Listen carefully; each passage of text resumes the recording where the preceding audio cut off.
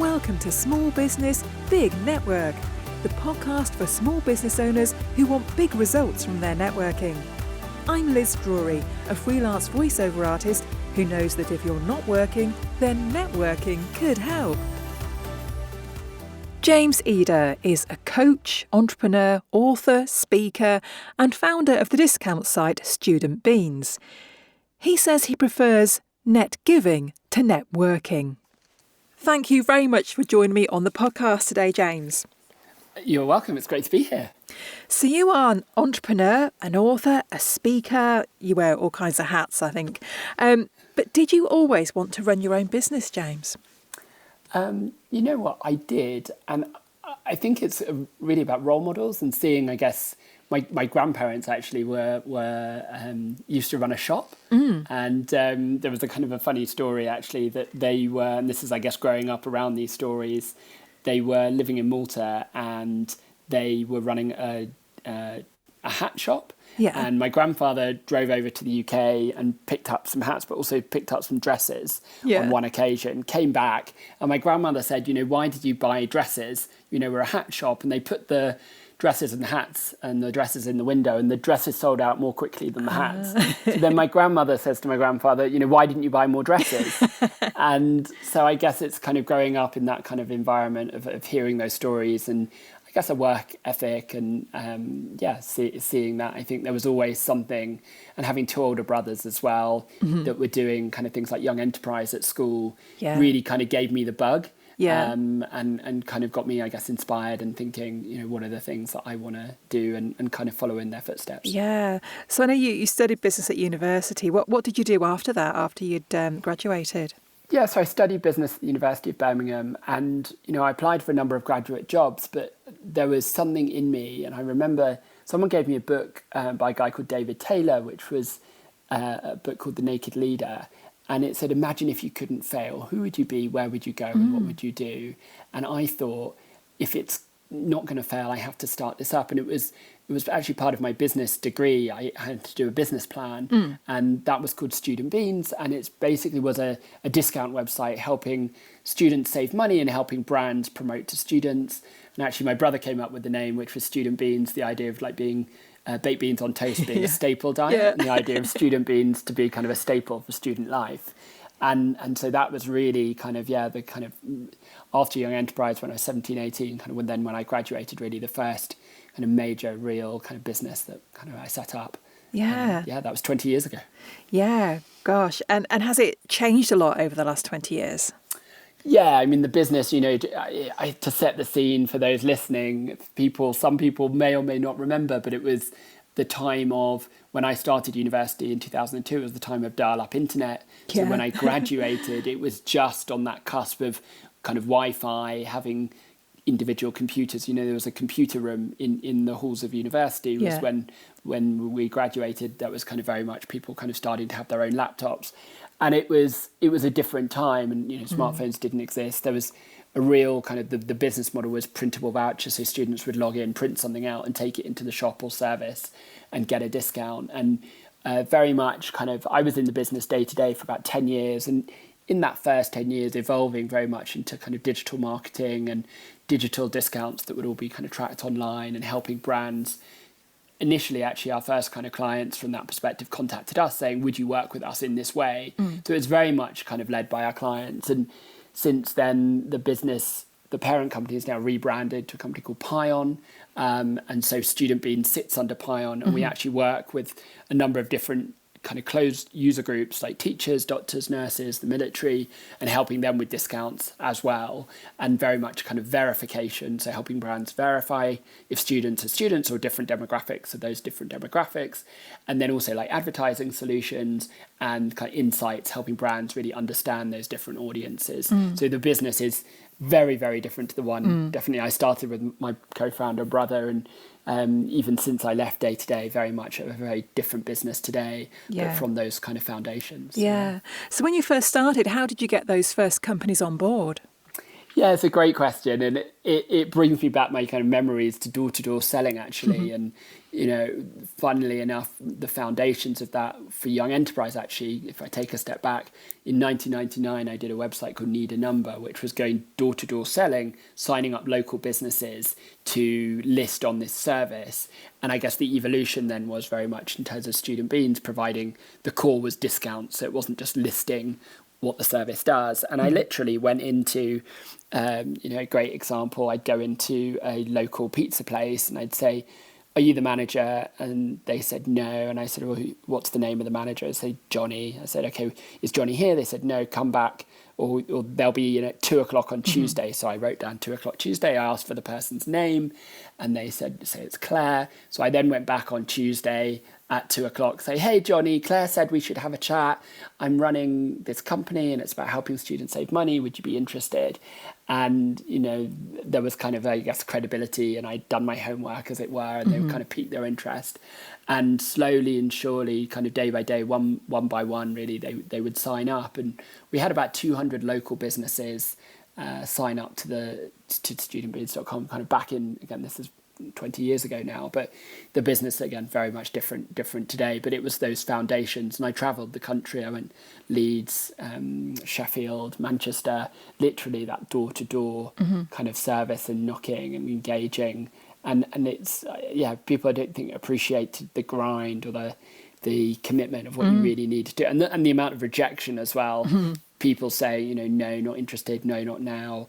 Especially with a new brand. I think in 2005, 2006, people have been burnt by a lot of directory services charging money and then never seeing the listing going online. So there's overcoming a lot of kind of those rejections and demonstrating value in those early days was really a big challenge, but we managed to do it. Yeah. And how quickly did it take off amongst students?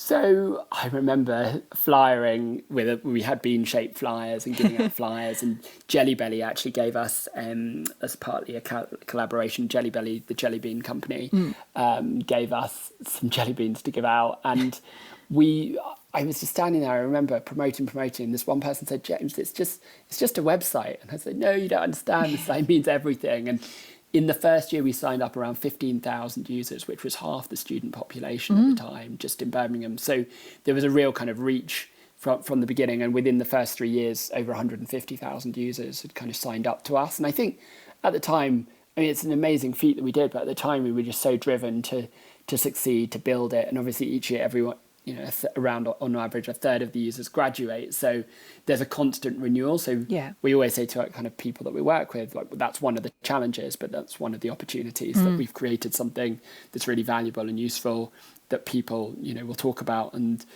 often it's not about us, but it's about the brands that we work with and how we can help brands. I remember things like 2-for-1 meals at Wagamama or the 2-for-1 cinema tickets. And again, those different deals or promotions ebb and flow and come and flow. But it was a really amazing journey that we've been on. Yeah. And so how many people would be using it now and how many discounts are on there at any one time?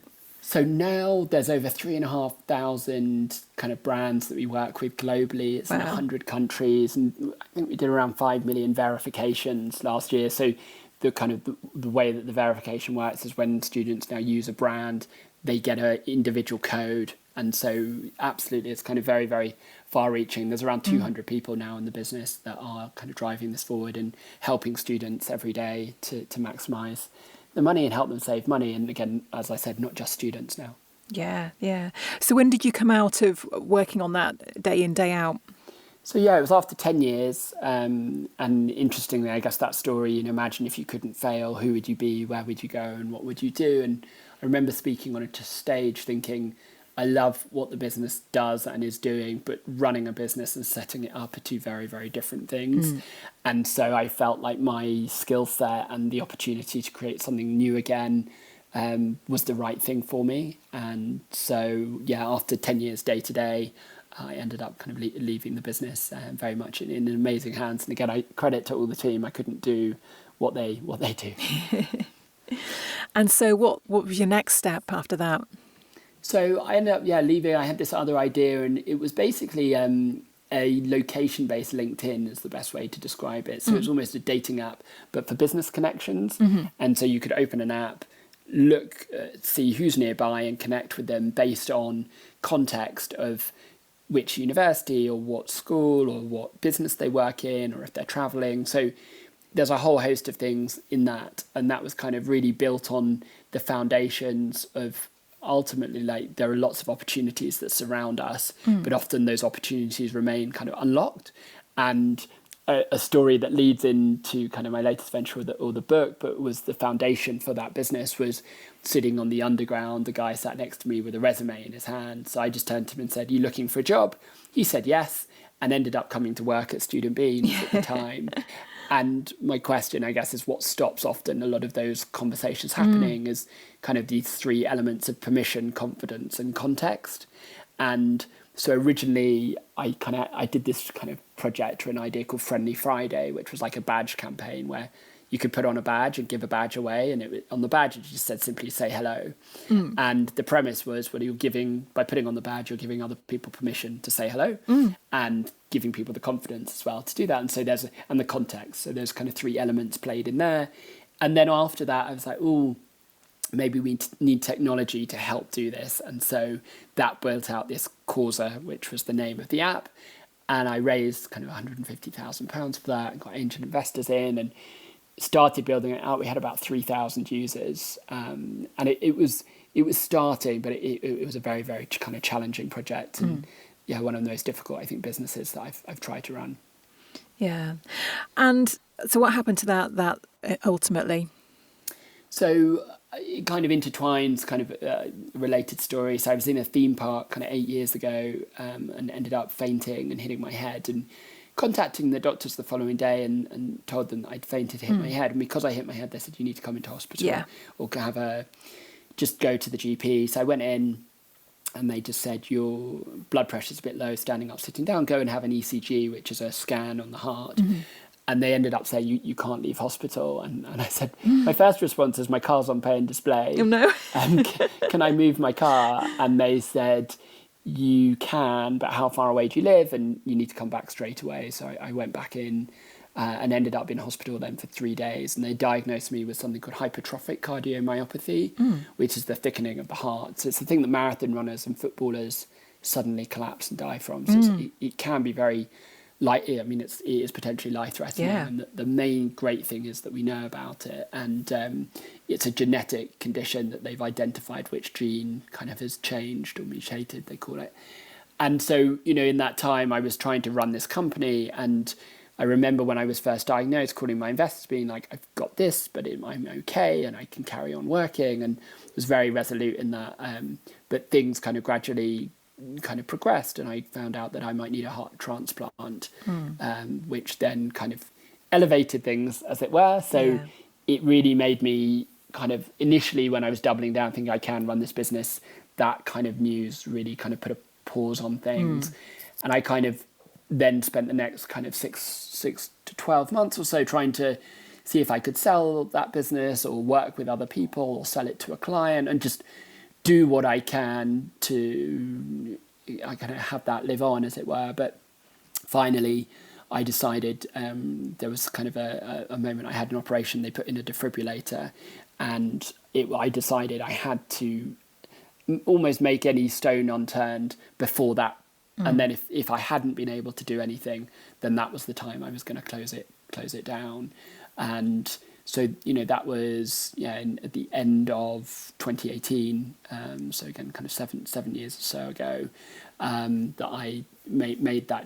It was a very difficult decision. Often they say starting's hard, but I think for many people, stopping can be even harder. Yeah, and I think it's less talked about, isn't it? There's lots to talk about how to start a business, but far less talk about how to wind a business up and how to know when the right time to do that is. Definitely, yeah. It's, that those moments and thinking, often there are these kind of conversations or statements, the success between, the difference between success and failure is such a thin line. And there's that, the difference between those that succeed and fail is just the way those that continue are the ones that succeed and the ones that fail are the ones that stop. And a lot of, I guess, society saying what is failure and what does that look like. And in relationships as well. People can have a healthy relationship for a number of years and then it ends. People look at that as a failure, but actually reframing that, it was a good few, what did I learn from that experience as well? And I learned, I guess, a way of how it didn't work. And that's a learning in itself. Yeah. And I know you now also work as a coach. How did you get into coaching? So interesting, my degree at the University of Birmingham as well, I did coaching and the impact of coaching on organisations as part of my degree. So I always had this kind of foundational knowledge around it.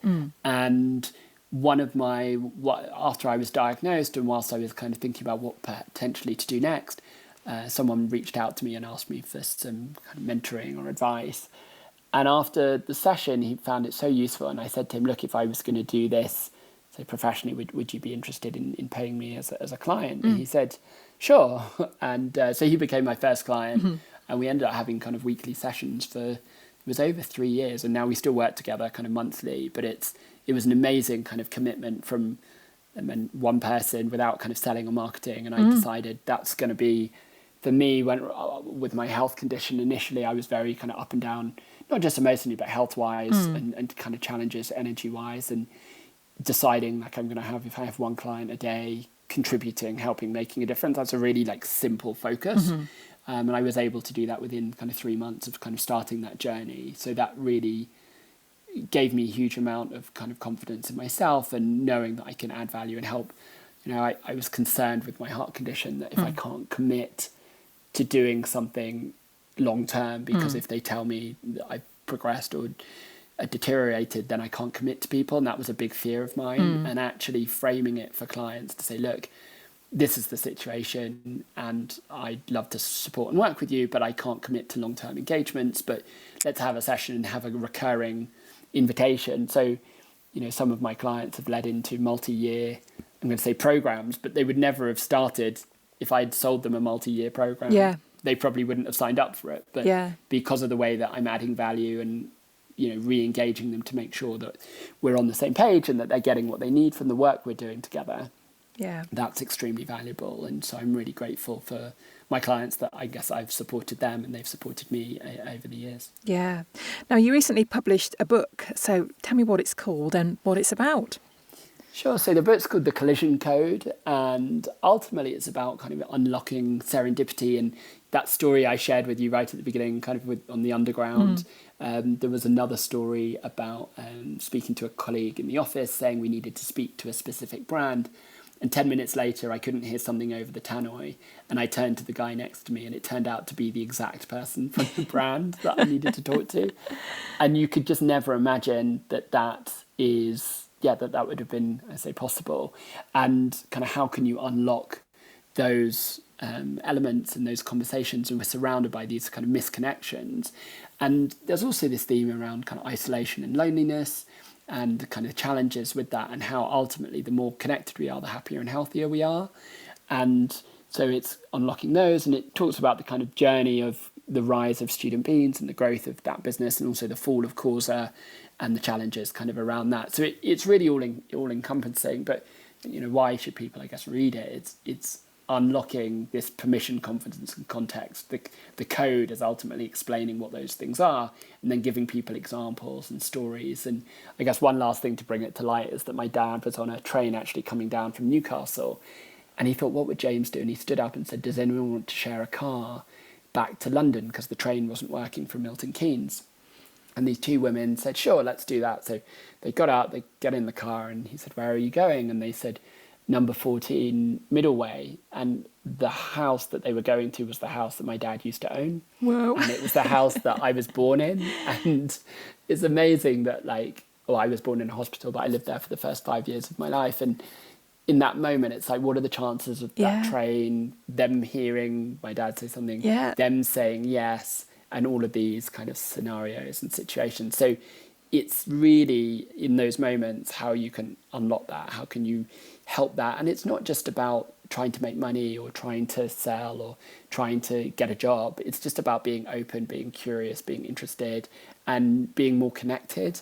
And, we're so often on our phones, looking down, disengaged with our headphones in, and actually there's potential around us that just could be on it, or it could just be a nice exchange and a conversation that I'm about to publish super excited, it's not launched yet, a bonus chapter for the audiobook called The Science Behind the Collision Code. And ultimately what it's talking about is oxytocin, all of these interactions that we have in person. Ultimately, it's kind of a drug, I guess, that's produced by the body that is a chemical produced by the body that is oxytocin. And so that's also kind of exciting to be coming out soon if it's not out by the time this is aired.